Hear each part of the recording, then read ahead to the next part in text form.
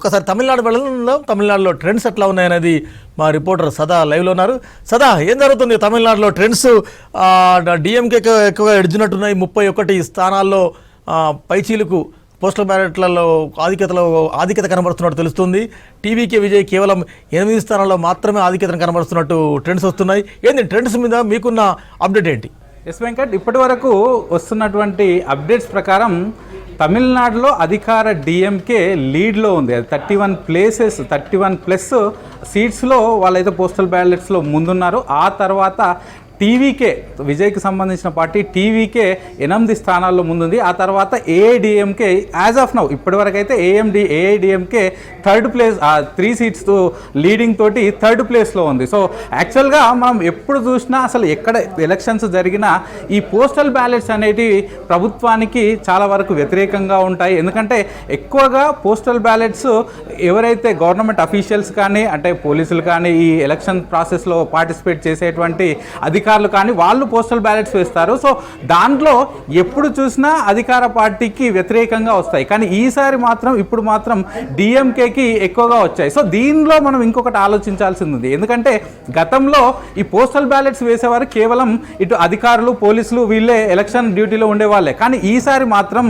Election commission last 1 year నుంచి తీసుకొచ్చినట్లు 85 years above old age ఉన్న వాళ్ళు కూడా హోమ్ బ్యాలెట్ విధానం ద్వారా పోస్టల్ ఓటింగ్ వేయొచ్చు, పోస్టల్ బ్యాలెట్స్ యూజ్ చేసుకొని. దీంతో పాటు 40% డిజబిలిటీ ఉన్నటువంటి వికలాంగులు కూడా ఓటు వేసే అవకాశం ఉంది. సో ఈ ఫ్యాక్టర్ వల్ల, అంటే ఇటు వృద్ధులు కానీ వికలాంగులు కానీ వీళ్ళు కూడా ఎక్కువగా ఈ పోస్టల్ బ్యాలెట్లో ఓటు హక్కు ఉపయోగించుకున్నారు. కాబట్టి ఈ ఫ్యాక్టర్ వల్ల యాజ్ ఆఫ్ నౌ ఇప్పటి వరకు డిఎంకేకి ఎక్కువగా ఈ పోస్టల్ బ్యాలెట్లో ఎక్కువ లీడ్ వచ్చే అవకాశాలు ఉన్నాయని మనకు దీన్ని బట్టి చూస్తే తెలుస్తుంది. ఇక అభ్యర్థుల వారిగా చూస్తే ఇటు టీవీకే చీఫ్ విజయ్ పెరంబూర్లో ఇప్పటి వరకు లీడింగ్లో ఉన్న తిరుచూరు ఈస్ట్లో మాత్రం ఇప్పటి వరకు వెనుకంజలో ఉన్నాడు. సో అతను 2 స్థానాల నుంచి పోటీ చేస్తున్నాడు. అలాగే ఇటు చెపాక్ నుంచి, ఇటు డిఎంకే నుంచి పోటీ చేస్తున్నటువంటి డిప్యూటీ చీఫ్ మినిస్టర్ అయినటువంటి ఉదయనిధి స్టాలిన్ అతను కూడా వెనుకంజలో ఉన్నాడు.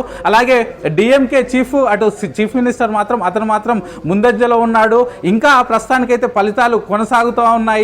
సో ఇక దీనిలో ఇప్పటి వరకు వస్తున్న ఊహాగానాల ప్రకారం అసలు విజయ్ అనేవాడు 3rd ఫోర్స్గా నిలుస్తాడా, లేకపోతే కింగ్ మేకర్గా మారుతాడా?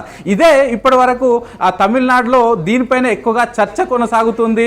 ఎందుకంటే డిఎంకేకి అనుకున్నట్లుగా పూర్తి స్థాయిలో ఒకవేళ స్థానాలు రాకపోతే నెక్స్ట్ ఏంటి?